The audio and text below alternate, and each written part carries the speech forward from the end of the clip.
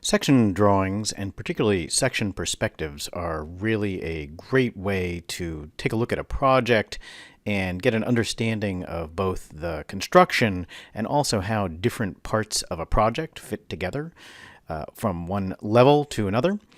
And they also have the added benefit of being very descriptive of both the interior and the exterior. You can see side walls, the back wall, the ceilings, the floors, and also all of the site information. So the place to start is to look for some inspiration.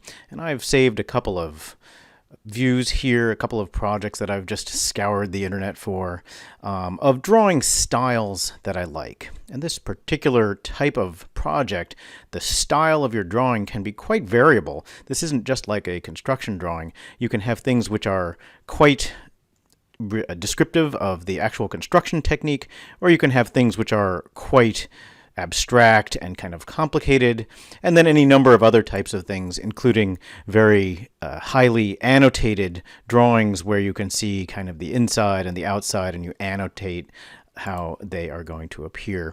So what you should do to start with is find one of these drawings, or even multiple drawings that you like, that you find the aesthetic appealing, and save that to your computer and obviously submit it for homework.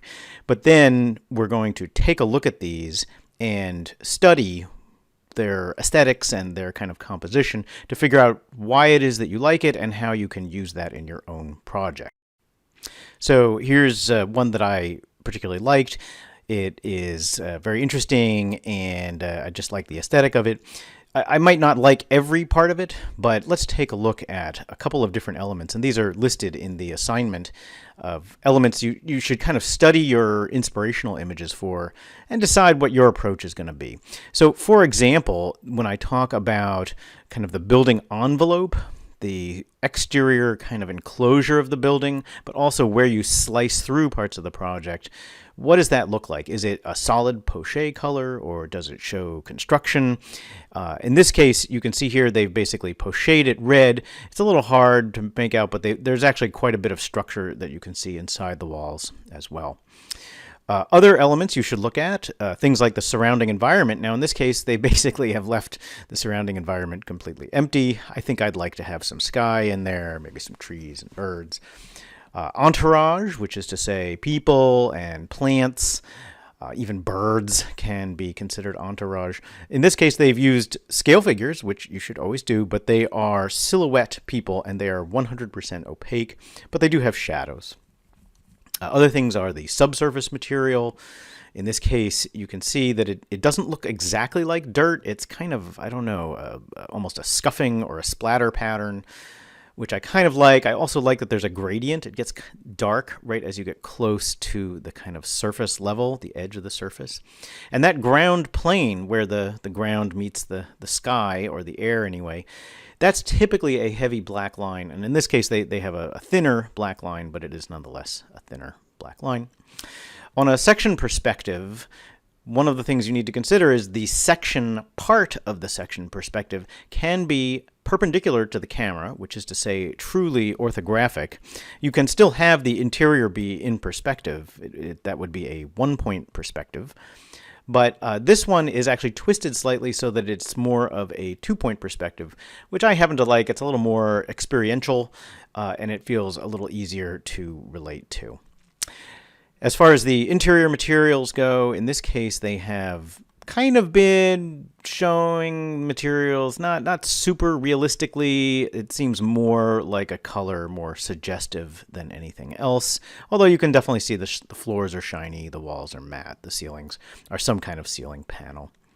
And the color balance and the kind of dark and white balance, it's really important in a multi-story project to try to get the exposure such that each floor level doesn't look either too dark, which it kind of looks a little dark down there, or too bright. In this case, this image does skew towards the dark.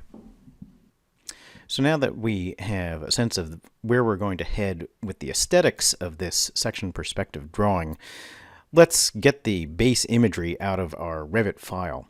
Now to do that, the easiest way is to go to the exterior of the building. I'm in the kind of 3D, default 3D view here, and I'm going to just create a new perspective view.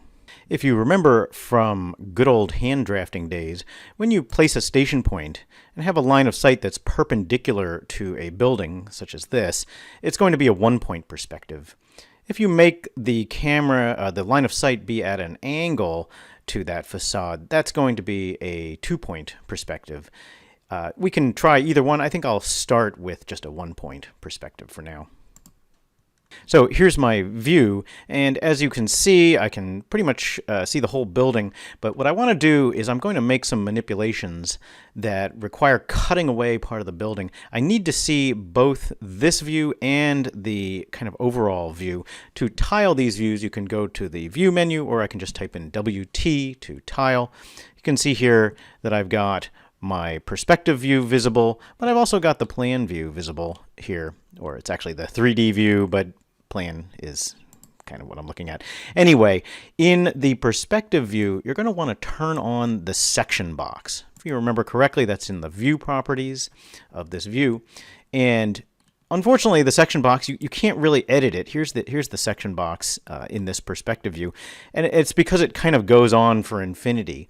However, I can select it here in the perspective view, go to the 3D view, and now I still see the section box. And I can drag it down across my building. And what you should see is the building gets sliced away in this perspective view. And then it's just a matter of choosing where you want the section to occur. I think I'm going to chop away the building right here in the middle of the stairs. I think that would look nice. If you are kind of wondering, wait, where did I lost my section view here? My section box is no longer selected. You can come to your 3D view, or plan view, also works. Go to your project browser and right-click on the name of the perspective view, and you can show the section box in this other view. So that's another way to do that. In fact, you can show the perspective camera. Again, if you want to change your perspective from 1 point to 2 point, I can go back to my 3D view, show the camera from the perspective, and that camera can be manipulated. I can just click and drag it, and you should see the drawing slowly become a 2-point perspective. Okay.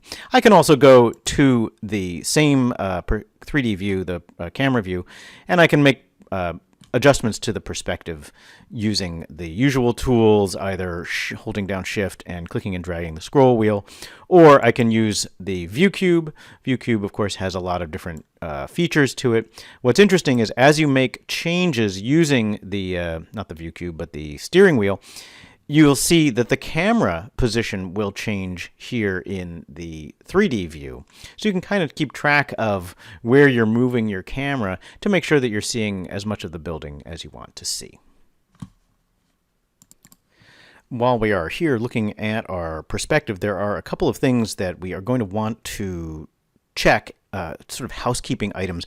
One of the things is when you draw a section, all the pieces should align. The exterior walls should align with some kind of foundation wall. There also might be a basement. There should be a floor plane. There should be floors at each level. And of course, there should be roofs. Roofs are awfully handy. Other things that you can do, if you find that your space is a little too flat, you can try to increase the focal length by clicking on the steering wheel. And I'll move this over here so you can see the little down arrow at the lower right of the steering wheel. There's a whole bunch of different options. The one that I'm interested in here is increase or decrease focal length. If you have a space that's fairly shallow, like I have, you might not see much in the way of ceiling. So I can increase the focal length by just, no wait, this is decrease. It's making a wider field of view by dragging it down. And then I can use my zoom tool to zoom back in on the building. And now I should be seeing a little bit more of the walls and ceiling. I can also use the up-down tool to try and get my eye height somewhere that's comfortable. Some people prefer a kind of high eye height. Some prefer a low eye height where you're looking up. And in this case, I think I'm going to go with something that's kind of in the right on the second level, kind of in the center of the building. We are also going to want to zoom out and make sure we set the crop region correctly. If you have too big a crop region, the program will spend an awful lot of effort trying to render that area. I'm going to set the crop region fairly close in to the building because I'm basically going to be adding much of the entourage, both in terms of ground plane and also in terms of sky myself. You can also control what the section cuts look like. I could go to my visibility and graphic overrides and try to change it there. You just type in VG. You can override the appearance of all sorts of different things in your project. In this case, I want to override the cut pattern here on my walls. I have made the walls a solid red pattern. Click OK, and you can see here that any walls in the project now appear to be red in their cut-through appearance. There are also kind of phase filters that are default in the setup in the program. So for example, at the coarse scale, all of these are set to have a solid fill color of blue. So I might just go with that one. That happens to be a project-wide setting in this project. Having all of your poche a similar color will make it much easier to select in Photoshop. Exporting this line view is easy enough from Revit. You just want to make sure of a few things first. I'm going to select the crop region, and I want to see how big this drawing is. Remember, this is a perspective, so there's no scale or anything. It's just as big as your crop region. I can select the crop region, choose size crop, and here I can see the dimensions of it. This happens to be in metric, so I'm going to make this a 1000 millimeter project, and be sure that the scale is locked so that you get a similar proportion. Now, when you make that change, it doesn't look any different, but the difference will be found when you go to export this image. There are two ways you can export the image. You can go to File, Export, and go down to Images and Animation, and choose Image. Is that the default values are actually kind of silly. You wouldn't want 512 pixels. That's not very useful. What we want to do is make sure this is exported at 100% of the actual size. Also, I have mentioned a couple of times that PNG files are a good file format. It's a good compromise between having some nice features like transparency and the smaller file sizes that are available as JPEGs. So in this case, it is not shaded, so I guess I better check this one, make sure it's JPEG. And then you can set this to whatever resolution you want. 300 is usually pretty good. I find that my computer tends to crash if I go any higher than that, but maybe you have a better computer than me. So just click OK to be sure to save it, and you always want to make sure you remember where you put it, and that's always the thing I forget to do. I'll just put it in the desktop right here. Now, some people really like to have kind of fancy line work here in their drawing, or you can add shadows. In fact, sometimes you just don't know how the drawing is going to look with these different elements. You can come down here to your kind of graphic display options, and there are some default ones that we're all probably familiar with: shaded, consistent colors, realistic. But there are these graphic display options, and these are an awful lot of fun to play with. One that I think is a real basic one that's kind of interesting, I'm going to just check the smooth lines so we get a little smoother view here, is transparency. If you use the transparency button, it allows you to kind of see through the building. Sometimes this is a very interesting effect, and you can export your drawing with this effect on and use that as a layer in Photoshop. Obviously, it's a little difficult to understand what on earth is going on here, but it does make for an interesting kind of blending layer. But the one that people seem to really enjoy is the sketchy lines. I'm not overly fond of the sketchy lines just because I feel like SketchUp is so much better at it. And you can combine this with other things. I could turn on shadows. I could turn on ambient shadows, which gives you a little bit of kind of coloration to the project, a little bit more depth. And there are a few other things that you can fiddle around with. But if you do like these graphic display options turned on, I would strongly recommend that you don't just export an image file, but you go and you print this to a PDF. So you call up the print menu. And this, of course, requires that you have something like Adobe PDF. That's what I'm going to use. Why do I like Adobe PDF? Well, let me show you. Because it has properties that can be adjusted for our benefit. Just click on the Properties button. And Adobe PDFs, normally, even though it's just an electronic document, it is making reference to a standard paper size and a quality of the image. We can change that to Arch D, and that will be a much larger image than an image that is letter size. Obviously, the bigger the image, the more pixels you get, and thus the sharper the image will get. There's only so sharp it will get when you're using squiggly lines, but nonetheless, that will help us. You can also go with high quality print, and this is going to up the resolution quite a bit. And then you just click OK through and save your document. Now, the last type of image that we can export of this view is our favorite, the rendered view. And you can render these drawings on the good old Revit render cloud. Obviously, it would help if you had materials in there, but even just to get kind of realistic daylighting and shadows can be a very nice effect in Revit. You just have to remember in Revit to re-render your Revit rendering using the highest quality setting. The highest quality setting includes the pixel dimension. The biggest you can render on the Revit render cloud is 4,000 pixels. So obviously that's what we're going to shoot for. You'll also want to do the final quality setting. The other thing you can consider, if you have done some fiddling on your own computer, perhaps the electric lighting or the day lighting isn't working the way you want, you can use native exposure. What I find is that I usually end up rendering this once during with daylight settings, and then rendering it once where it's a nighttime view, just because the electric lighting is often kind of very subdued when daylight is on. Just daylight is such a much brighter source in kind of Revit land that you do lose a little bit of that interesting interior electric light. And once you've rendered your building, all you have to do is download it. Now, the trick is going to be, do you want a transparent background or not? I tend to not use the sky from Revit. It's a bit generic. So I'm going to go with this transparent background. What that will do is it will basically eliminate the sky.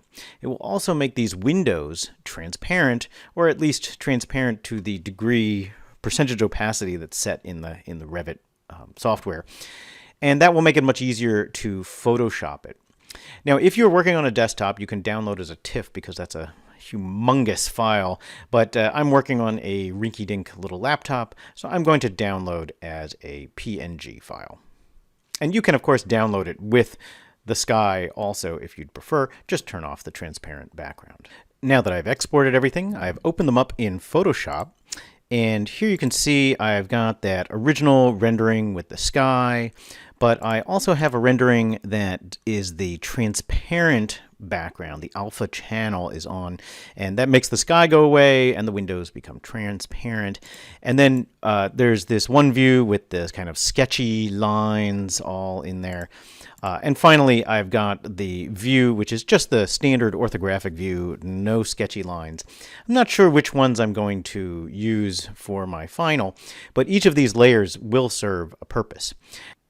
Before doing anything else, we need to check the image size here. If we go to image size, you will see that this drawing right now is only at 72 pixels per inch. Now, that is not going to fly for a print that is as high quality as ours.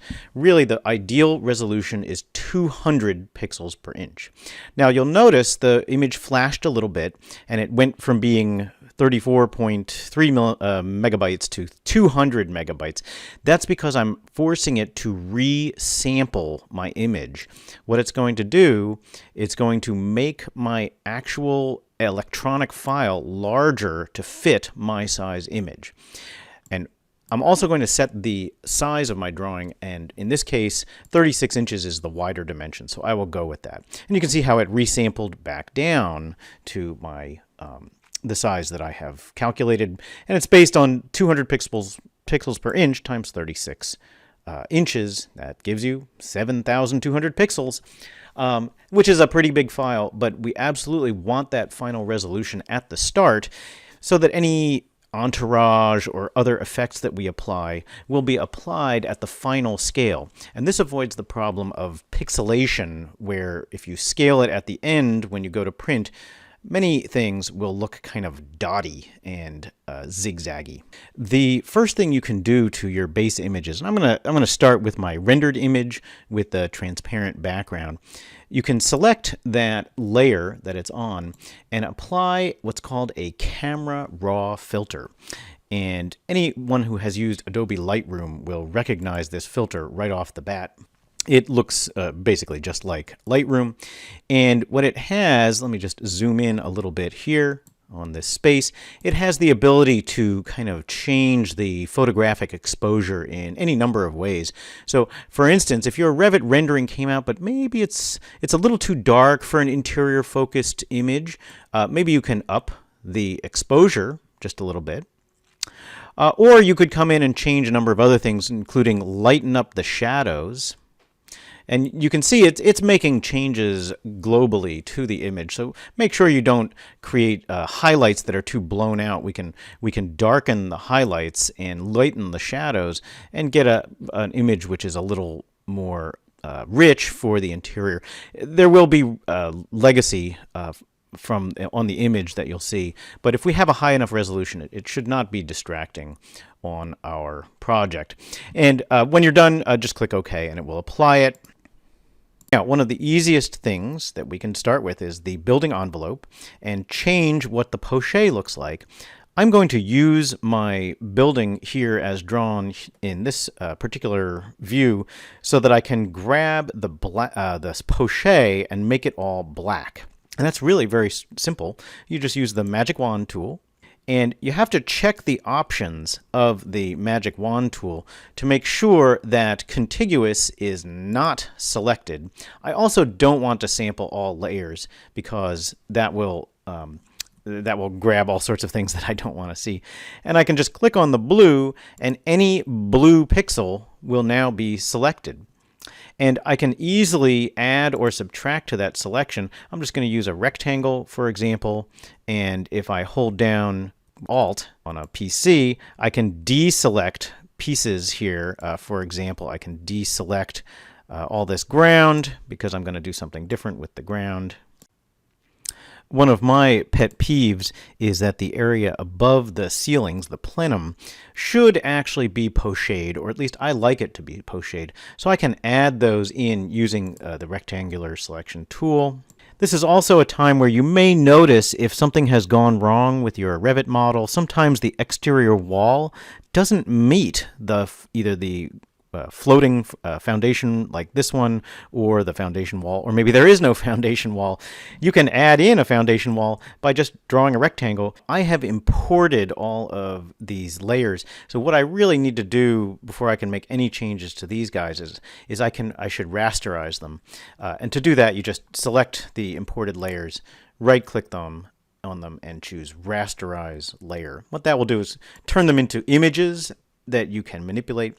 The background layer is actually locked. You can just double click on it to edit it. I think I'll leave that off for now. In fact, what I think I'm going to do is, instead of painting on this background layer, I don't want to mess it up. I'm going to go and make myself a brand spanking new layer using the Create New Layer button. and it's blank. And then I can just go to the paint bucket tool. The paint bucket tool works the same as the magic wand tool. You can have contiguous on or off. You can also have all layers on or off. And I leave anti-alias on. I find that that gives you a slightly smoother bit around the corners. And then you can dump anywhere inside your selected area and it will change it. And what you'll see is when we hide this layer, it hides our poche. And you can see what a nice difference that makes. Now, if you are kind of old school and you want to have a pattern inside this layer instead of the solid poche, there is another way that you can add that.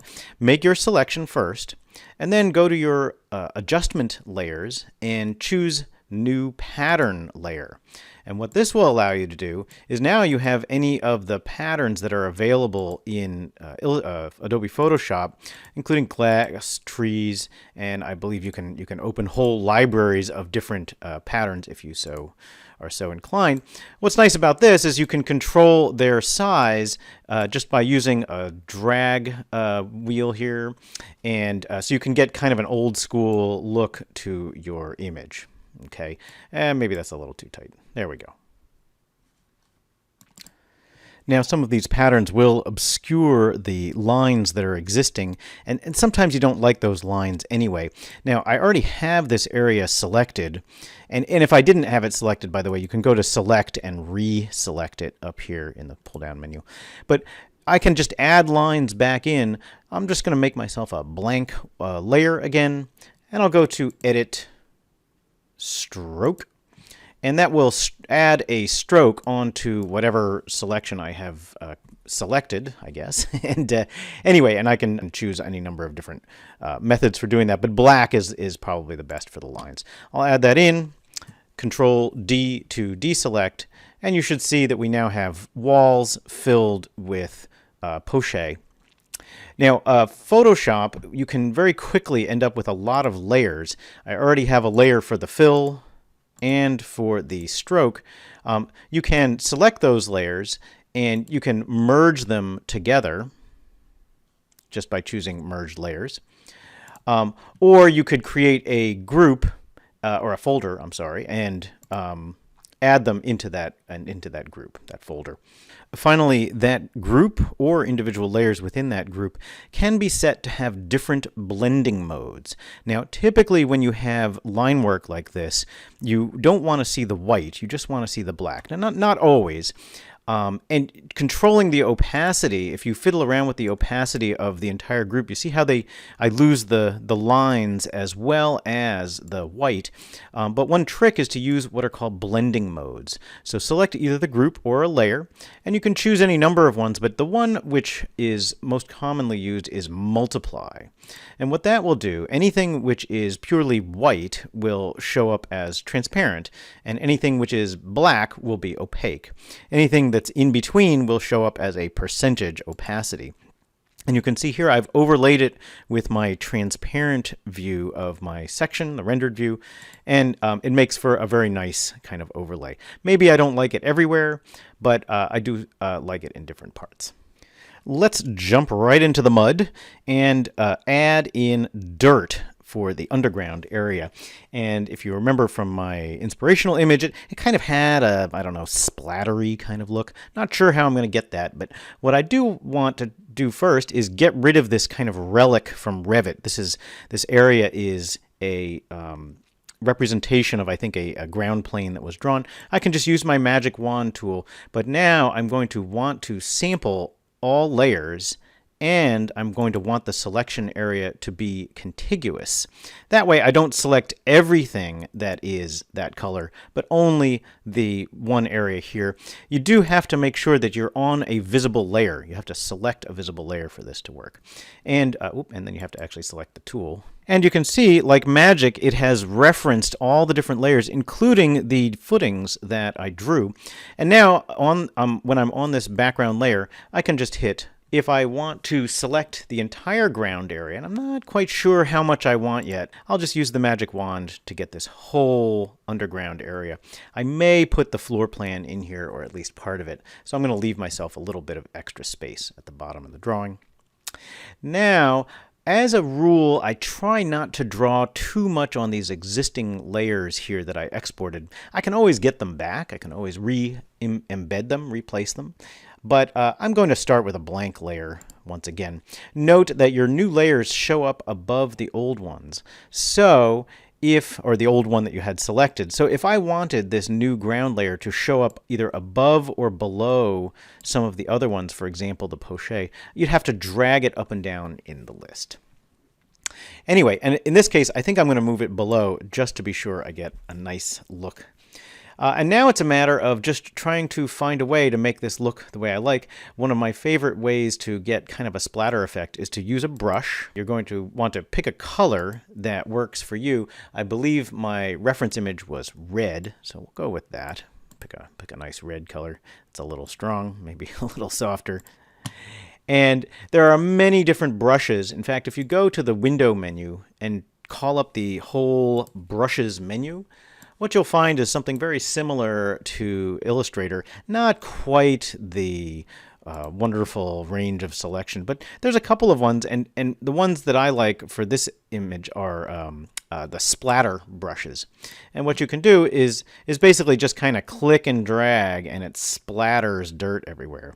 Now, I could go online and try and find a dirt image, scuffing, underground. There's any number of ways that you can get this effect, but this is a pretty quick way to kind of have a little more control.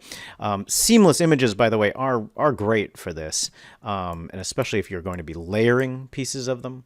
But you can see I can pretty quickly get kind of almost an airbrush effect, and I can even come in here and change the size ever so slightly, and then I can come in and make bigger splatters if I so desire, just to get a little variety.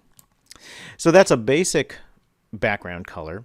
I could also, with this area selected, come in here and add in a color layer and make it, say, red also, or dark red, whatever the color was that I was using, and then make that layer less than 100% opaque, just to get a little bit of a fill. One other thing I like to add is a gradient layer. I'm going to come over here and make the blending mode of this layer multiply, which will make the white transparent. And if you click and drag and hold down the Shift key, it forces it to be orthographic.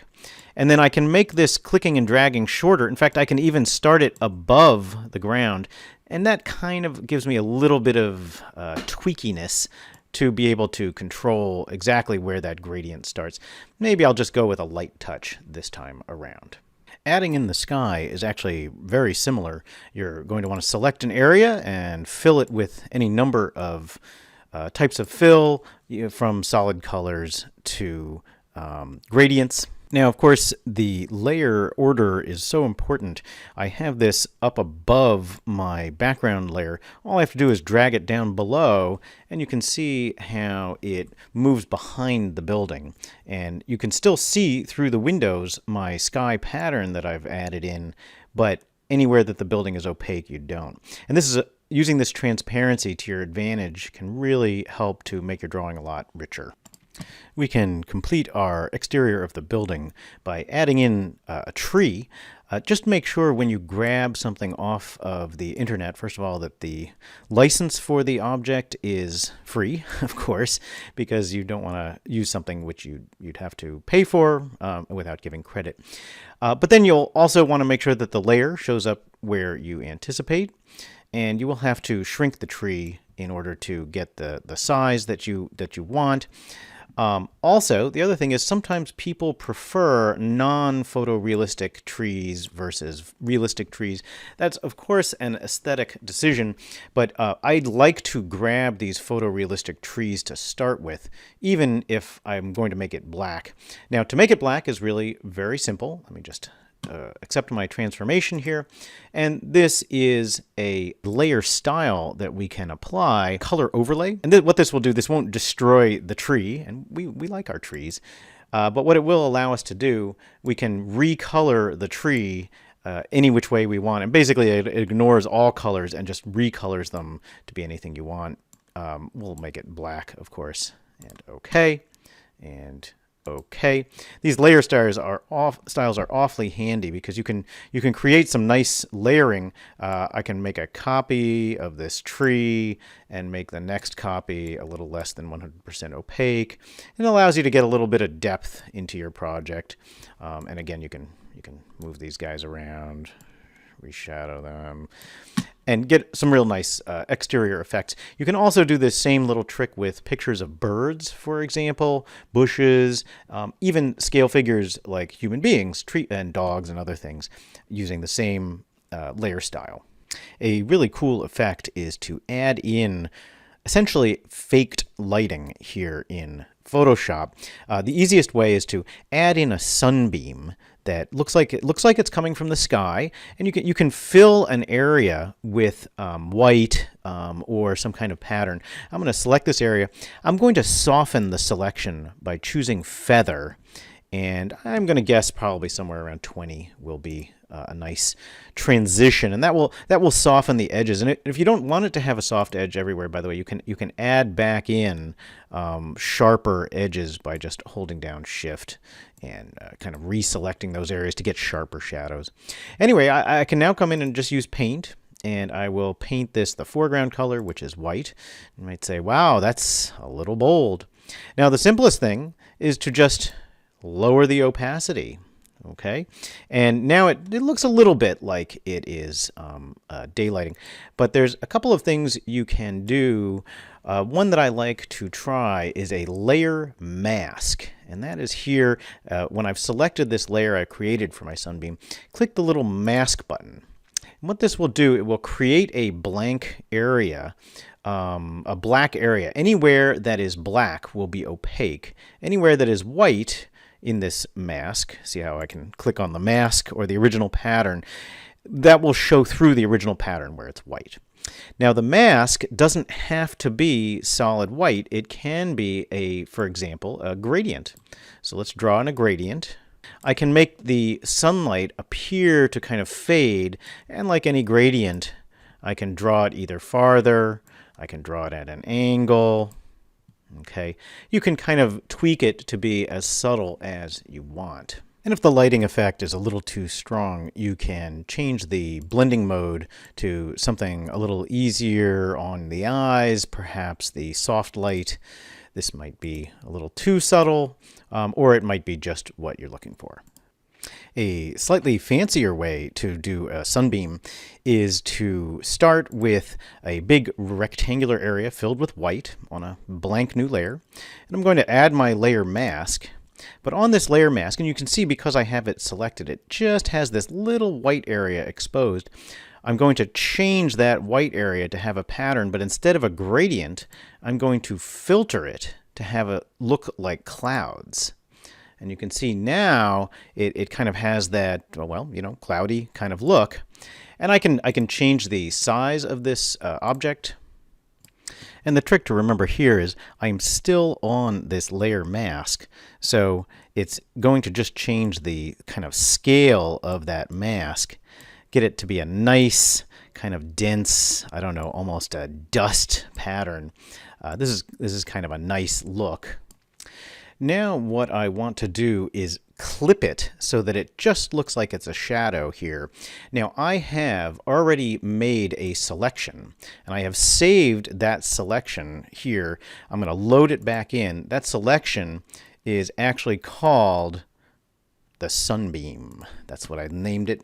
And you can have any number of saved selections, which is really great when you're trying to do something like this where you want to select a sunbeam, but then you're going to obscure it with your other layers. Anyway, now I'm going to create a new layer. I'm just going to create a brightness contrast adjustment layer. What you'll see, I'm not even going to adjust the brightness contrast, but you'll see there's a tiny little white dot there. That is that selection that I had. I can now link these layers together and create a clipping mask. A layer mask, actually. I can do that either two ways, but just holding down the Alt key while my mouse is in between them will clip the two layers, and now if you zoom in, you can see that my dust has been obscured or clipped around that outline of the selection that I made. And again, you can apply other sorts of effects here, or blending modes if you want to lighten it or multiply it. Probably lighten is soft light's a little too soft on this one. In fact, this one I'd probably make the pattern a bit darker. But that's how you can get some very interesting kind of atmospheric effects. Another fun thing you can play with is some lighting effects, and that can kind of round out your project, make up for any things that didn't quite work well in your rendering software, Revit or Inkscape. And they're pretty straightforward. I'm going to try a lens flare first. That's pretty easy. Just go paint a layer entirely black, and then go to Filter, Render, Lens Flare. And what these are, they're kind of very cinematic looking. And I can click and drag it to move it to what I think might have a reflection in my project. Click OK, and it will paint it onto this layer, which is on top of all the others. And then I can just choose a blending mode, which is going to work with this particular effect. In this case, screen is a good one. And of course, if it's a little too strong, you can kind of tone it down. You can also select it and kind of either move it, or you can actually just make it a little smaller if it's a little too much. But what's nice is it's something that can kind of mimic a real camera. Another lighting effect that you can create is under the same menu, except instead of lens flare, you can go to lighting effects. And again, this is a great way to try to make up for some possible errors in your Revit rendering file. Just note that for this to work, you do actually need a fairly powerful computer. My computer actually is showing the light fixtures, which you can adjust using sliders. You can control how much ambient light there is. But my computer isn't able to display it because I just don't have the horsepower. So for something like this, where I was trying to create, say, I don't know, 3 downlights or 5 downlights, I would probably go use a desktop computer, which has a little more power. One other flourish that you can do that can often round out a section drawing like this is to bring in other views. In this case, I've exported a partial floor plan from Revit. And I did crank up the line weights and added some gray fill onto this plan to make it show up a little bit here. I also added an invert filter, which makes it white on the background. By the way, you can link these two layers in the same way that we created that layer mask, just by holding down Alt, or you can select the two layers and modify them. Anyway, this is a really nice way to kind of have a much richer drawing. This is great on a presentation where you might have your giant section drawing and the plan right next to it overlapping and, of course, aligned with the section. So the last part of our little adventure here is to add in text. And I think that we all know how to use the good old text tool, but how many of you have actually looked at some of the text options? And there are the sort of usual, you know, what font is it bold or not? One of the fun ones that I like for putting titles on a drawing is to change what I believe is called the kerning, where you can kind of spread out the letters to fill in your overall space. Sometimes this makes for a much more dramatic title. Oh, that's maybe a little too much there. Went a little far. And this really can make an interesting drawing, just kind of finish it out. And of course, you will want to consider if you're going to have a full bleed or not. Some people actually draw in a trimming rectangle so that they know after they mount their drawings that they'll have a guide to trim by.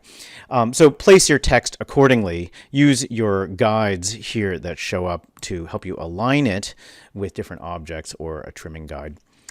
Finally, if you want to fiddle around with the text and get all fancy, you can do some additional things. You can turn this text into an image. Right now it's just a text. Just right-click on it and choose Rasterize. And this is what we did with our base images.